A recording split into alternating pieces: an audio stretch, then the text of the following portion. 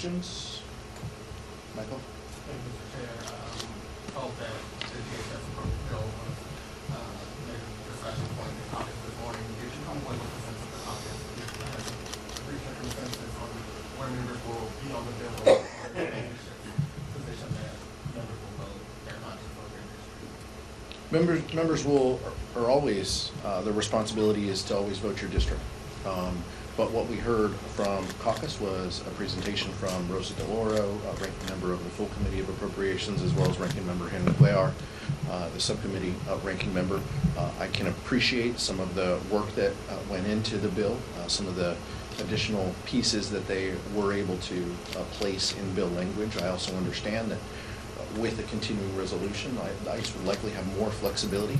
But what we heard overwhelmingly was our members, and in the last 24 hours, we've heard our members speak loudly that ICE isn't doing enough. These reforms aren't enough. Their lawlessness has to stop. And they are only doing this because they can. They're only doing this because the President of the United States wants to use them to terrorize communities, to terrorize U.S. citizens, as the Vice Chair heard directly last week in Minneapolis, St. Paul, to scare people. There are kids throughout this nation who are not going to school because they're afraid. They're afraid that they're going to get picked up. They're afraid that their family member who is taking them to school will be picked up. That's just wrong. There aren't enough guardrails within this bill.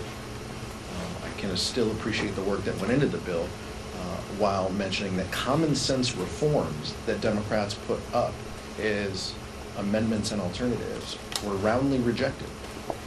They should not be allowed to detain U.S. citizens, and they are. They should not be able to fire at moving vehicles unless their life is in danger, and they are. That's wrong. The caucus has concerns about it, and I don't think we're going to have true accountability until Democrats are in charge. Our Republican colleagues don't seem willing or able right now to offer the level of oversight and critique of that agency that also, by the way, funds things that we support. TSA, FEMA, those are important. That's important work that the federal government does. It's unfortunate that the behavior of ICE is jeopardizing the Homeland Security bill. I know you were speaking on behalf of the caucus, and have you figured out your responsibility? I shared with the caucus this morning, and the leadership team has shared with the caucus that we'll be voting no unless there are any substantive changes or amendments in the Rules Committee. To answer your question, ICE is out of control. And how do we know that? We now have the extraordinary actions of local law enforcement holding press conferences and issuing statements and doing interviews criticizing ICE. So let me read you what Hennepin County Sheriff DeWanna Witt said. Quote, "I am seeing and hearing about people in Hennepin County stopped, questioned, and harassed solely because of the color of their skin," Witt said. "We cannot let people in our communities think that our local law enforcement leadership is okay with actions that are not only wrong, but illegal." Brooklyn Park Police Chief Mark Bruley in a press conference said, "In an attempt to record the incident, the phone was knocked out of her hands, preventing her from recording it.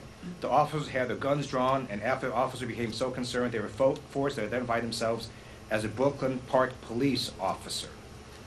So now you have ICE agents going ahead and taking illegal actions against local law enforcement officers.